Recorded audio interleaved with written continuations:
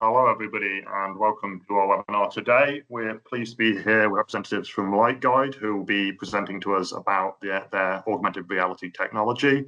I'm also joined by my colleagues Colin Lindsay and Marisa Smith, who work on Interact-funded projects looking at the future of work and disability inclusion within the manufacturing workspace.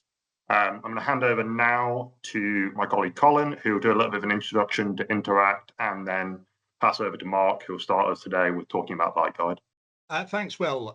Let me add my welcome to today's webinar from Interact and LightGuide on digital transformation, inclusion, and innovation in manufacturing.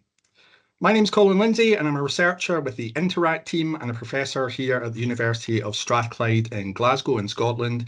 And today we've got three speakers, of which I'm one, on how new technology can be aligned with workplace transformation to promote innovation and inclusion in manufacturing workplaces. So we have three really interesting talks, we hope, followed by the opportunity for Q&A and for discussion. So we really look forward to this discussion.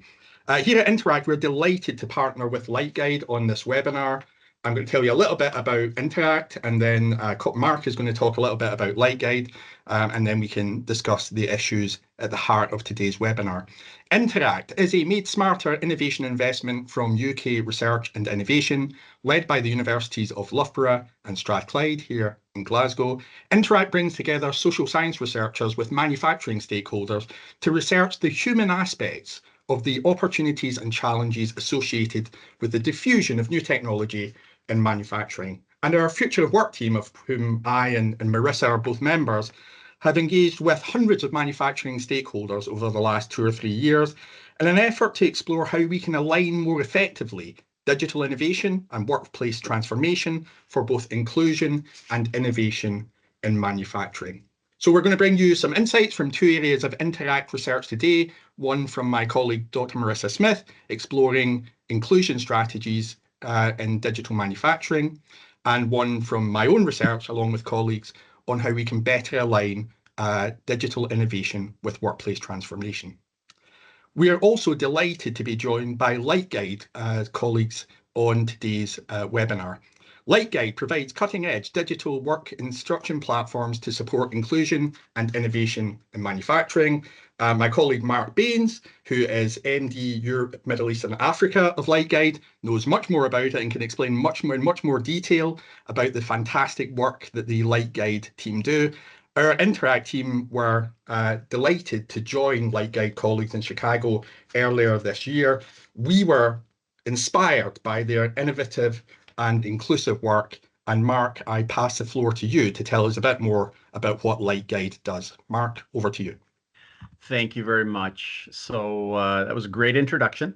As mentioned, I work for LightGuide. I'm the European Managing Director, and we are focused on workplace augmentation. So that really means our mission for our company is to empower people.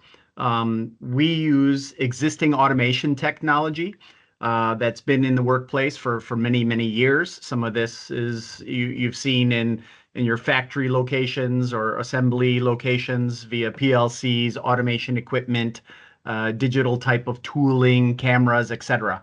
And we're taking that and really reaching this maximum potential for the workers by augmenting all that and tying everything together. A lot of discussion has been focused around artificial intelligence. And we like to use the term augmented intelligence. I mean, we're looking at AI combined with AR, augmented reality, and you really get this augmented intelligence. Now, a lot of people are really worried about that from the standpoint of saying that AI is going to take over and replace human beings. But I think, at least in the near term, we don't have to worry about that because many consulting companies around the world, everybody is really focused on the fact that we are not going to lose our stature as far as being a critical component to assembly and manufacturing. Humans will not be replaced in the near term. So it's really critical at this point that then companies start to embrace the advantages that humans have over robots and really start empowering and giving humans more tools and more assets to make a human worker even more valuable. And that's really where we're positioned with LightGuide. So when we talk about LightGuide, our technology is really trying to drive the three critical areas for improvements. So we're looking at obviously eliminating quality defects. We're looking at productivity increases. You want to make the workers more effective so that instead of maybe trying to remember what they need to do, we're giving them the right information at the right time in the right location. And even with training, right now in the world, we have lots of migrant workers. We have lots of workers that are being asked to even remember more and more product type information. So the demands are much higher on the workers. So training becomes even more critical. And so when we look at packaging these things together, then we're really giving the worker a very strong set of skills and enhancing them with the LightGuide software platform. What does this look like?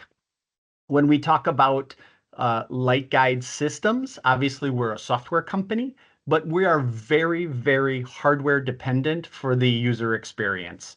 So that means most of our cells are customized because every production is different. So you see maybe in a smart work cell, it's completely bespoke. There are some standard type things where we have standard workstation configurations or maybe even desktop configurations for hardware. We can even do warehousing, which is very, very critical as far as looking at the COVID era from the last few years. As far as fulfillment goes, this became very, very critical for workers to ensure that product orders were filled properly. So this is basically the hardware type of configurations that we can fill. And now we focus on the disability inclusion aspects. LightGuide has been in business for almost 20 years. We are the original patent holders of the projection-based augmented reality technology. And we've been working with our partners for almost 15 years in the disability social economy workspace. What does that look like? We have many different partners, but showcasing one of those partners today, Marisa, which is one of our Belgian partners. They employ about more than 700 individuals, and they've been leading the way with utilizing augmented reality projection-based technology in their production. They use these type of technologies to help people achieve greater successes. They've improved operational efficiency. They're bringing even other companies and educational institutions into their group with many operational improvements. One of the things Marisa did, in addition to this, they saw the massive advantages of utilizing this type of technology to empower their workforce, but they even became a partner of this.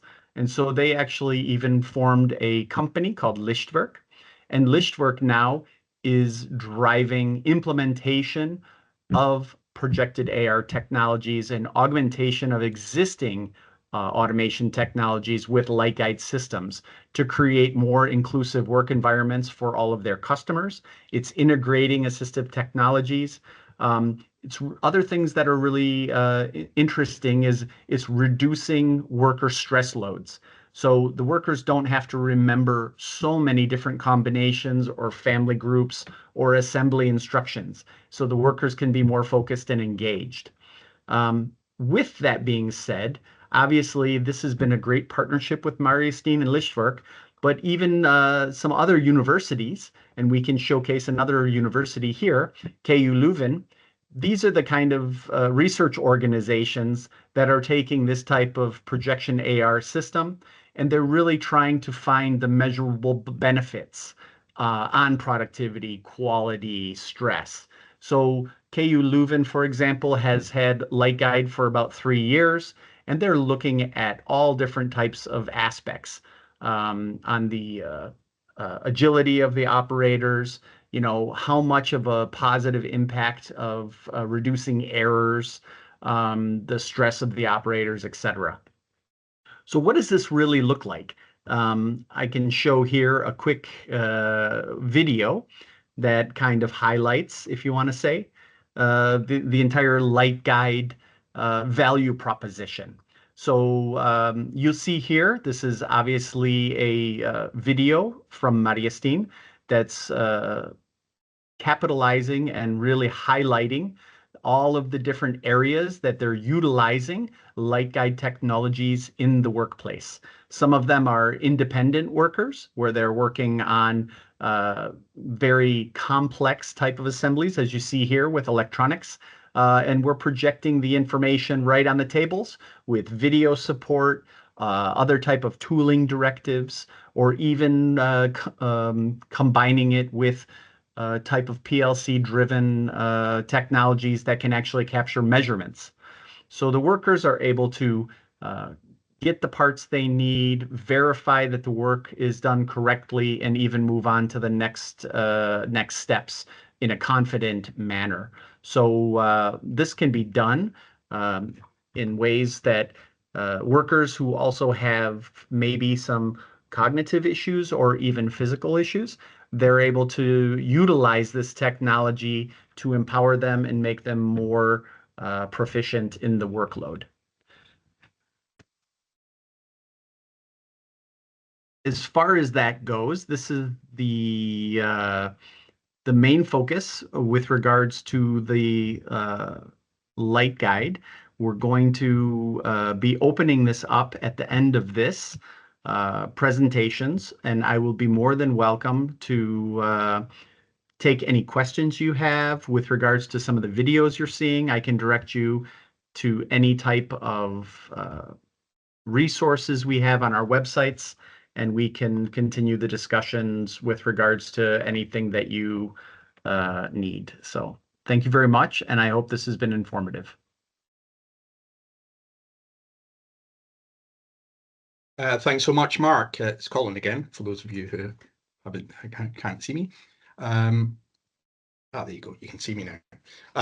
Thanks so much, Mark. Super informative. I'm sure colleagues will have questions. As I was saying, our own trip out to LightGuide was really inspiring to see how, I guess, the technology and the work that LightGuide does really gets to the heart of what Interact is very much interested in, which is the alignment of the people and digital components and technological components to drive both innovation and inclusion.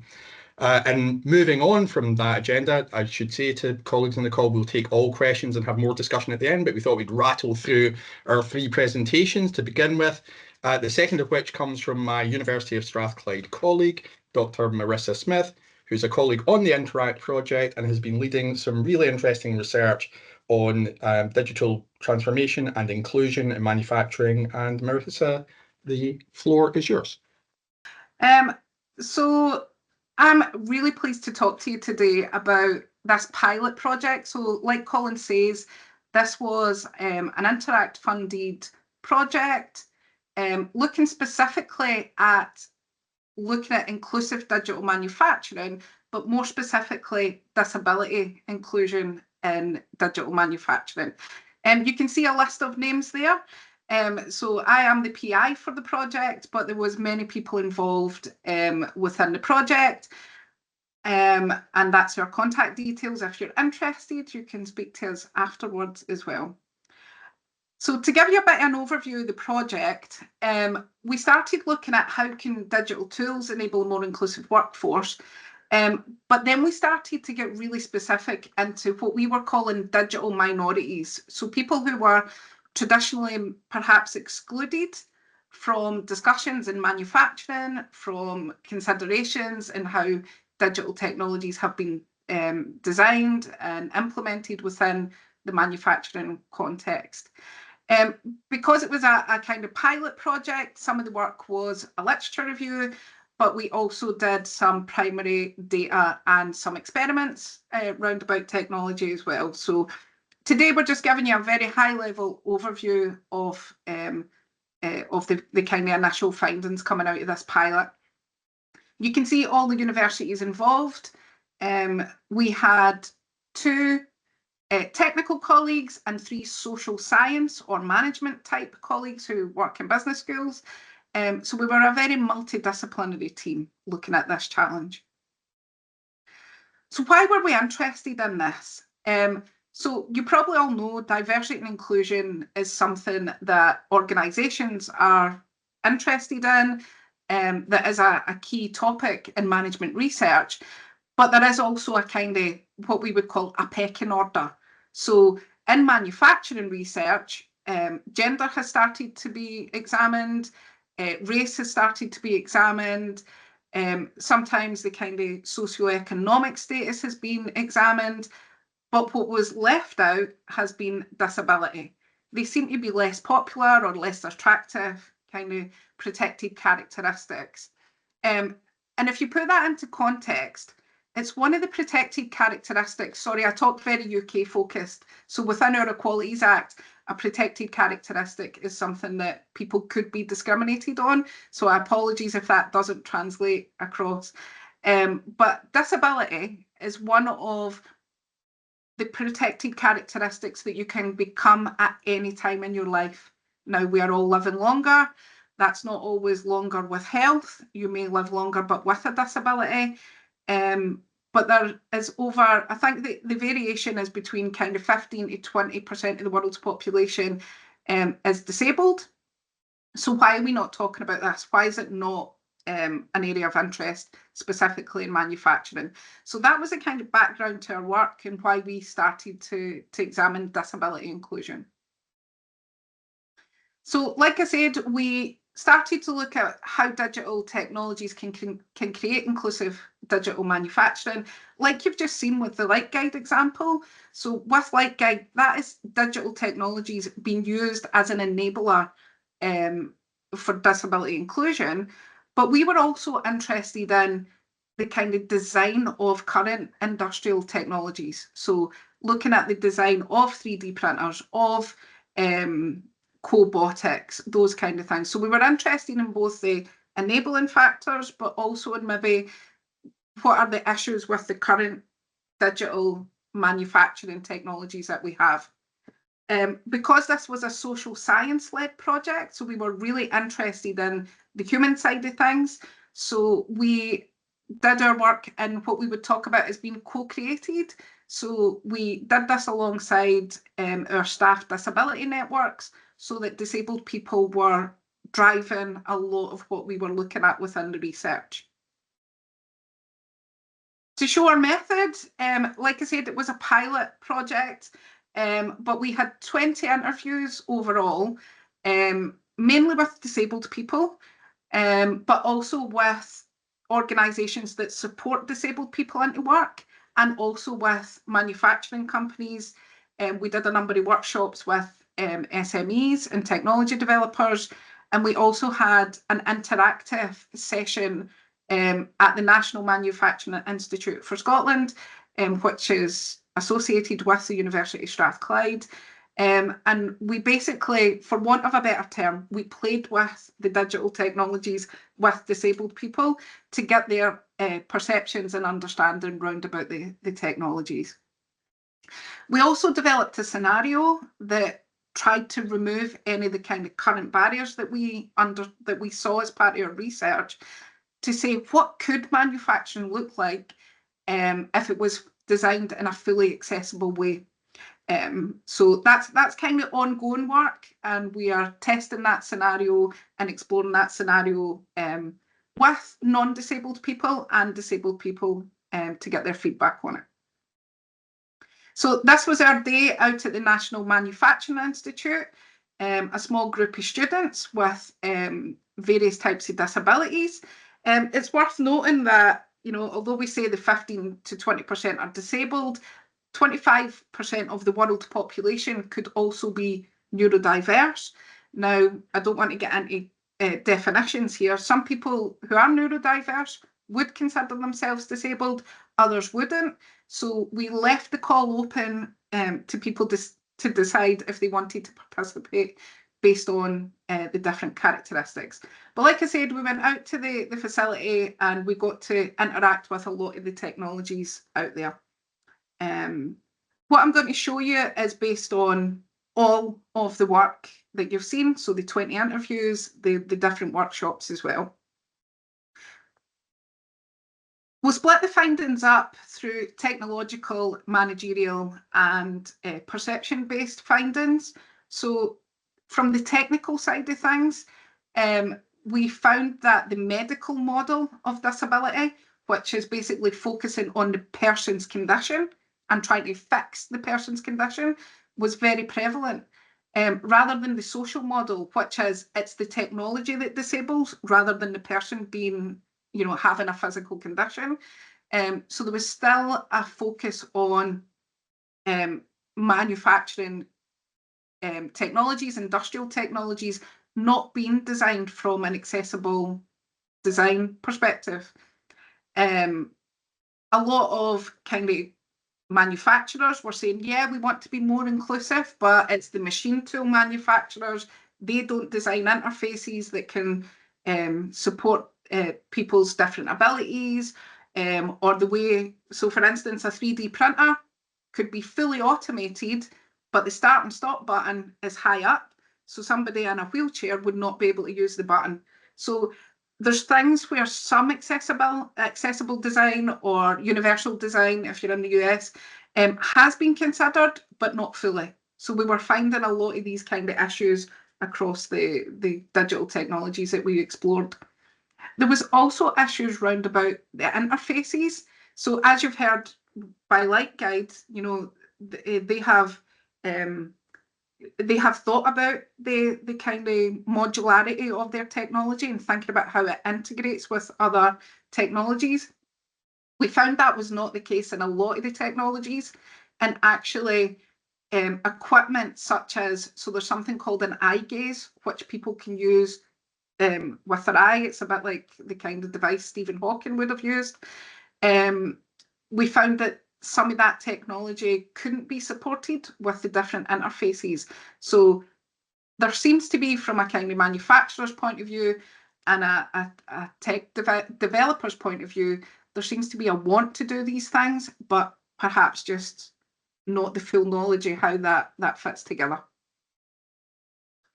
Since this was a social science-led project, a lot of the findings were round about the kind of managerial focus, and the things that Colin will talk to you about after I've finished up. But most of these things, EDI, so as you will probably know, EDI gets lumped all together. So equality, diversity, inclusion. And it's often done, so when we spoke to companies, it was often done as somebody's project on top of their regular job. So it wasn't maybe given a budget, it wasn't maybe given the focus that if it was part of a job rather than an additional to the job, it might have had. We also found that managerial attitudes, so just having an inclusive mindset actually opens up the potential for disabled people to be included in the workforce. And that seems to be a massive driver for disability inclusion within manufacturing. So people saying, we don't know how it's going to work, but we'll give it a go, we'll try. That seems to be a real driver for inclusion. Again, we found that there were some historical legacies, that there was no accessible toilets. Production lines are obviously historical in a lot of places. It's very expensive to change production lines, and they're often done at standing height. So there was challenges around about the physical infrastructure. But we also found that office spaces were more likely to have had an accessibility audit than any of the manufacturing places. So again, manufacturing companies are saying, oh, this is important, but they're thinking at it from an office perspective or a visitor's perspective. They are not thinking about it from a worker perspective. Again, a lot of the kind of digital disability inclusion initiatives also were supported by third party. So a lot of this was not just done by the companies themselves. They did have to work in partnership with a lot of providers and supported employment organisations. So from the managerial perspective, yes, the technology is still a barrier, but you can see from the LightGuide example that there is potential to use technology to support this, but that won't happen if you don't have all of these other things in place. So the managerial attitude and the work practices that underpin it as well. From the perceptions of disabled people themselves and just in broader perceptions round about our findings, often when we talk to people about disability, straight away they thought it was wheelchair users. So that then leads to the more focus on physical accessibility rather than other forms of accessibility. So Marc spoke about, the work instructions. If somebody has a learning disability, having those work instructions in real time projected to them it opens up the potential for disabled people to be included within that work environment. So by only focusing on physical disabilities, you lose something. So manufacturers need to consider also the kind of neurodivergent, but also learning disabilities as well. Again, a lot of disabled people, and I think Colin might touch on this, but the perception of manufacturing as being kind of high pressure, dirty, repetitive.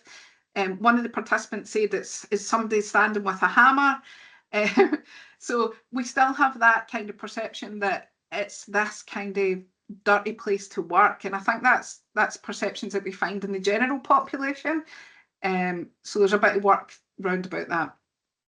And again, what we also found was that a lot of companies are using internships or kind of work placements as a way of learning about disability inclusion, which is challenging because obviously we want meaningful work. So if those internships lead to meaningful work, then they are a good mechanism. If it is just a kind of trial and error thing, then there's a bit more challenge around about that. So that's the perceptions. So in conclusion, we have found that there are many, many factors impacting disabled people's experience. It's not just the technology. It has to be the society, the managerial, the workplace culture, working alongside the digital technologies. Like I said, there's still that medicalised view of we are trying to fix the person or the disability, instead of looking at, well, how can the technology be more inclusive?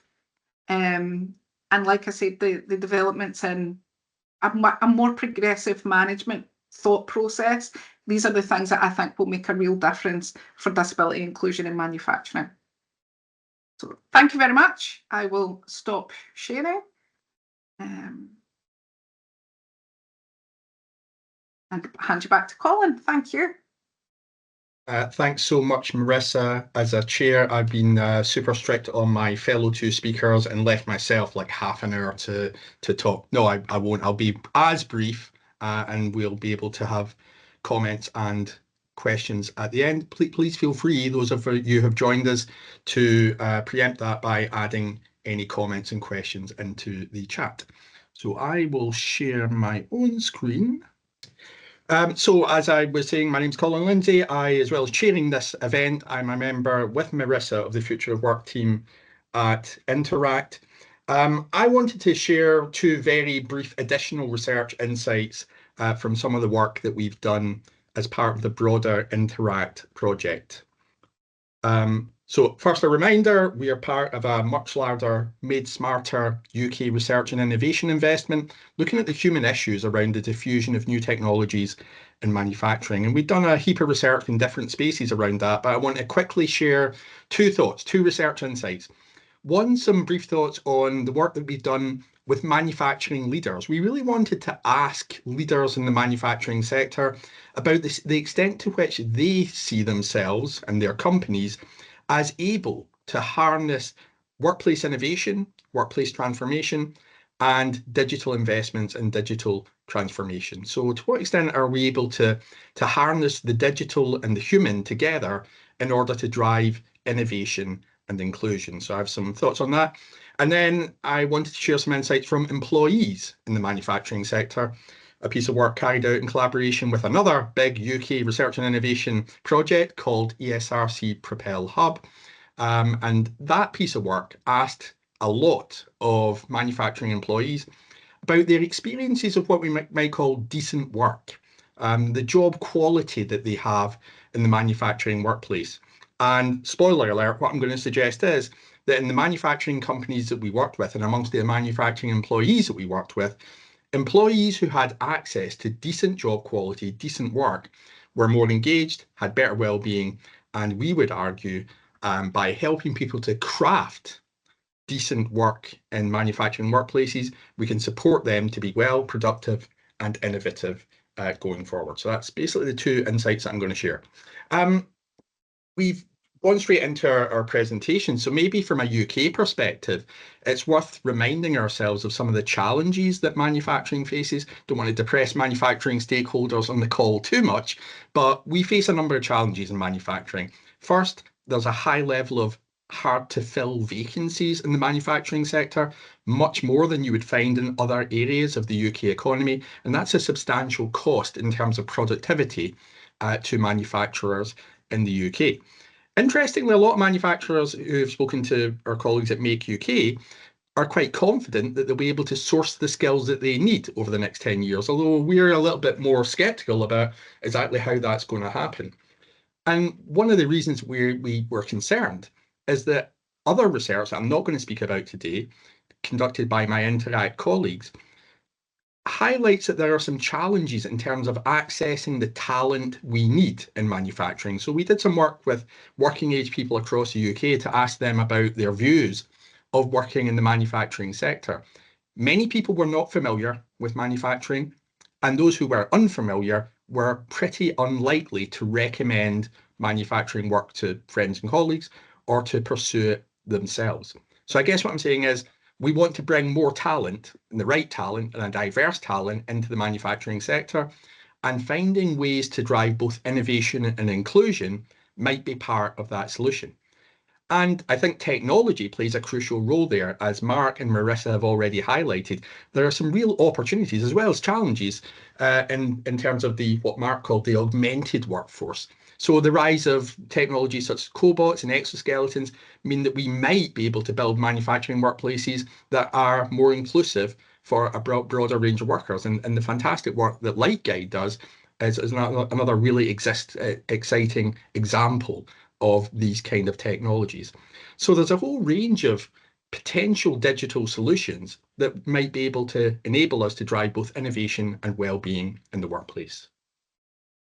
Okay, enough about the background. As I was saying, I've got two pieces of research to share with you very briefly, and then let's open up our discussion.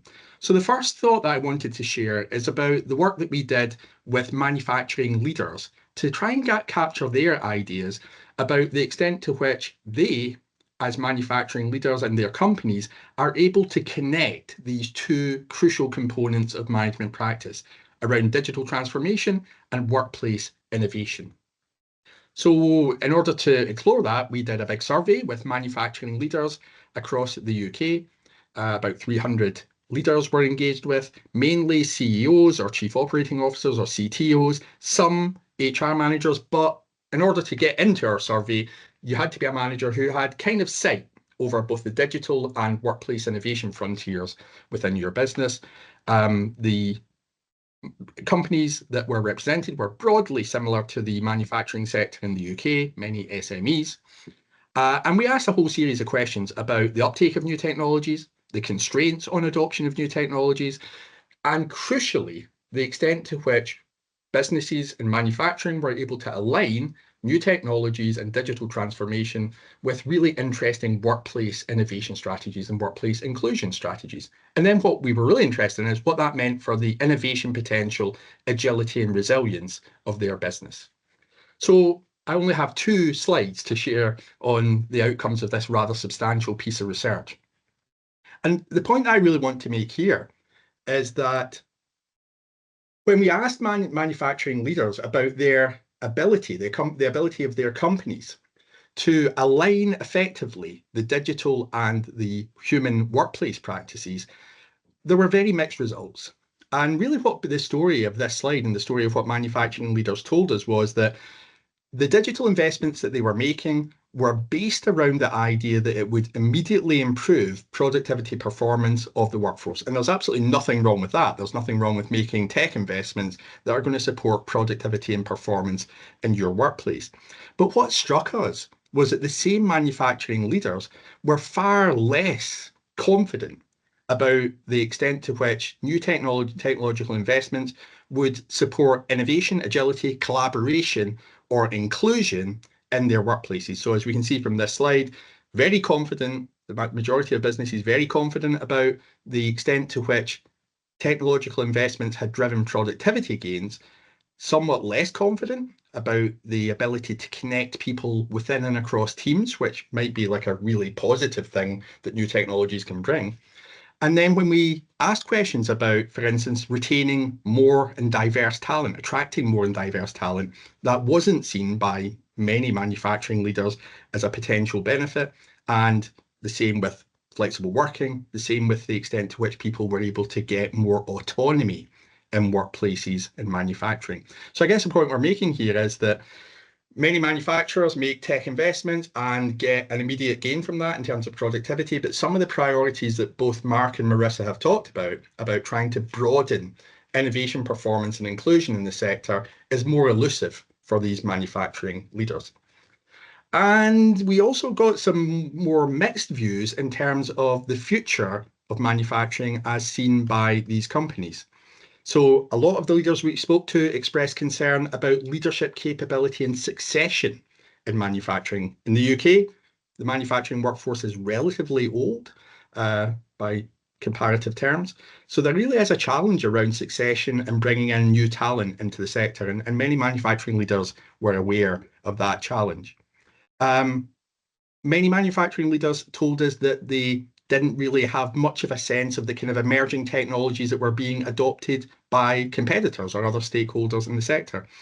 Only 1/5 of the manufacturing leaders we spoke to were positive or very positive about their business's agility and able to harness new technology to pivot to new opportunities.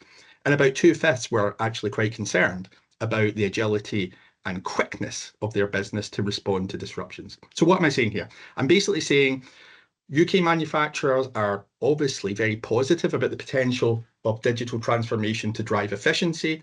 They have major challenges around aligning that effectively with work organisation and workplace transformation in order to drive inclusion and innovation. So if you're still with me, here's a very quick research insight too from some work that we've done with manufacturing employees.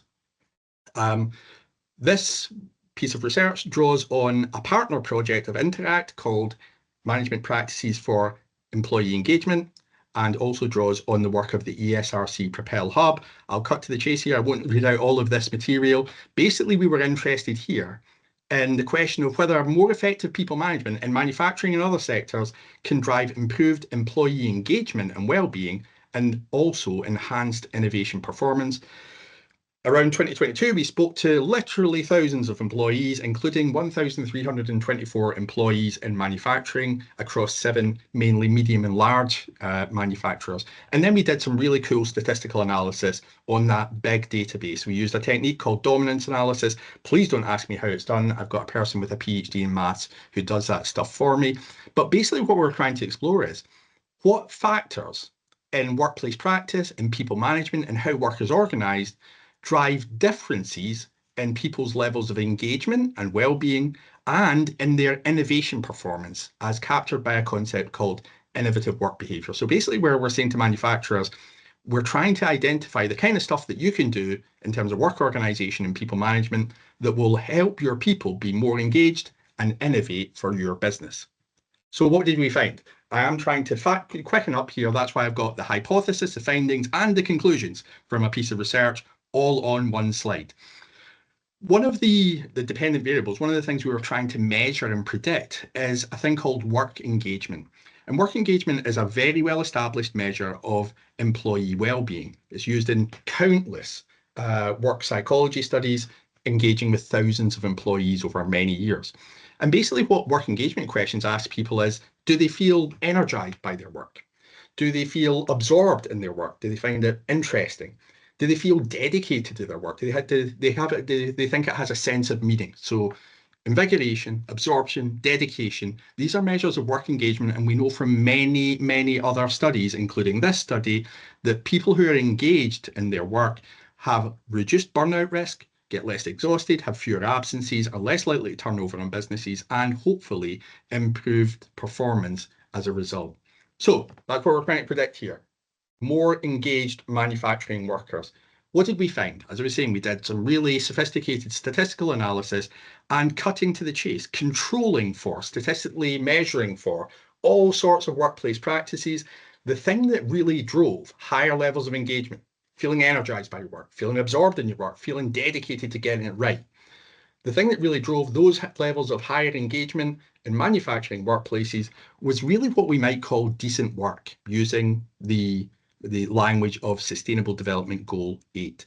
And by that, I mean a few areas of workplace practice that are actually quite tightly defined. So the extent to which people had a sense of control over their work, the extent to which their team was a supportive environment, the extent to which people felt that they had mechanisms to voice their ideas in decision-making processes, the extent to which they had high quality feedback, and crucially, 2 skills practices. 1, did people have the opportunity to learn not just for their immediate performance, but beyond their skill role, their job role, for the next job? Did they get to learn beyond the day-to-day? And secondly, did people feel that they got to utilize the skills that they had? So did they get to fully deploy the skills that they had in the workplace? So basically about 6 or 7 measures of job quality or decent work.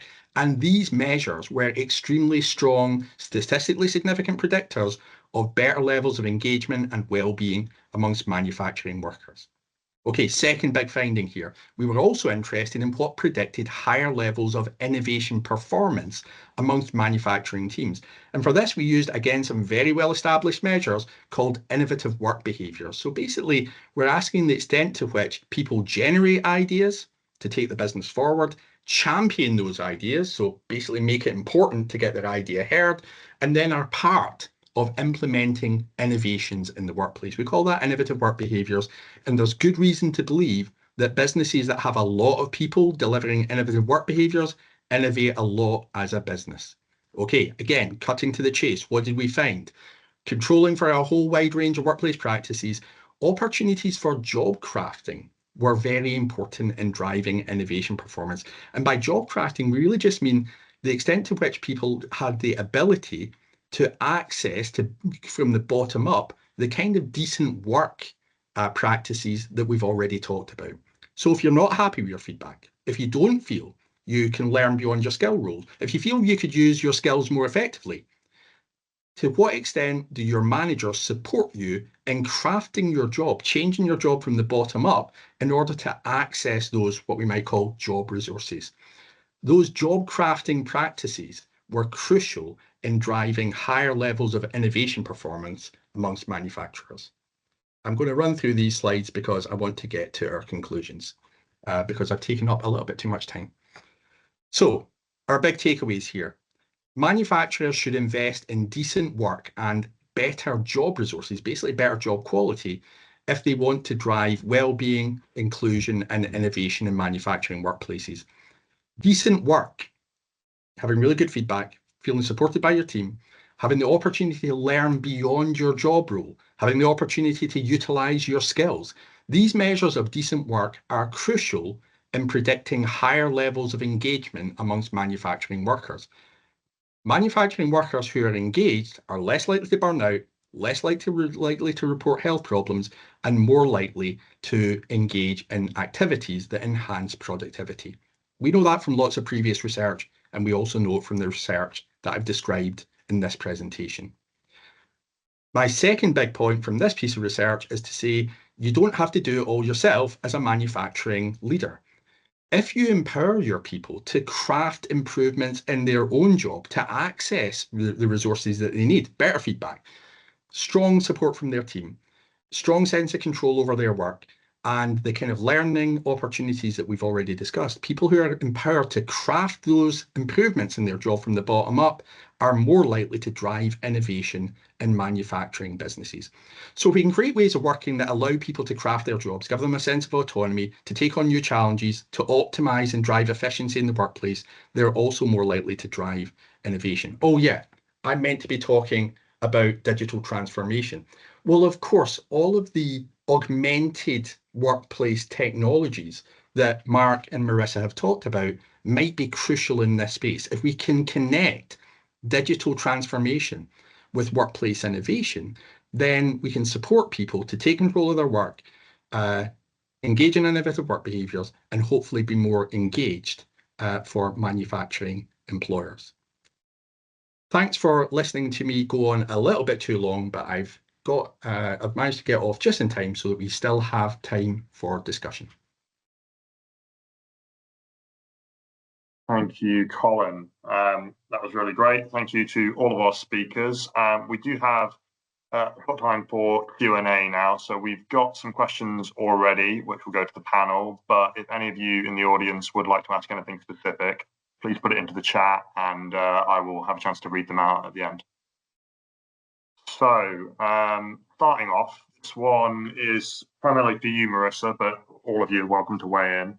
So, a shortage of labour, particularly appropriately skilled labour, has been consistently highlighted as a key issue for manufacturing.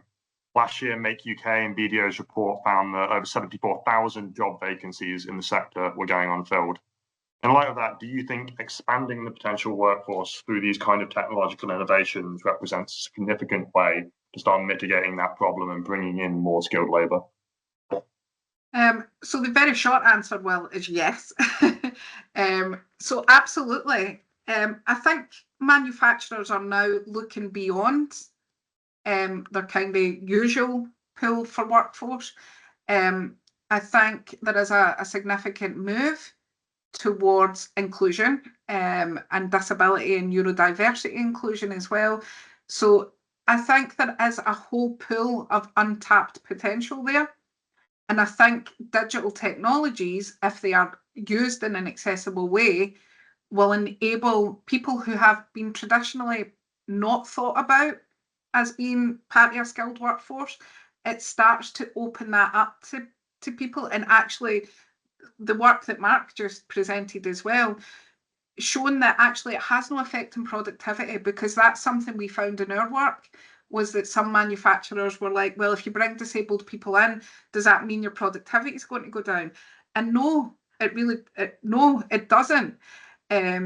What you'll find is you'll have much more engagement, and like Colin was saying, by having a diverse workforce, there are so many benefits to having a diverse workforce, and access to different skills as well that we don't have within a traditional population. So short answer, yes, Will.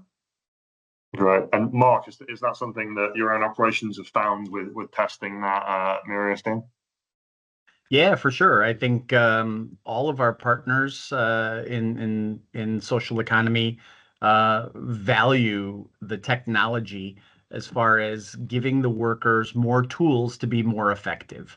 They're approaching it obviously from a different way, as they're trying to bring up the skill set for the workers, but not only that, but diversify the workers, and workers that might have been thought of as very limited in the scope of work that they can perform, utilizing this kind of technology, not just the LightGuide technology, but LightGuide's ability to connect and bring all the other existing automation technologies to the forefront for a worker. It really makes the worker even that much more valuable.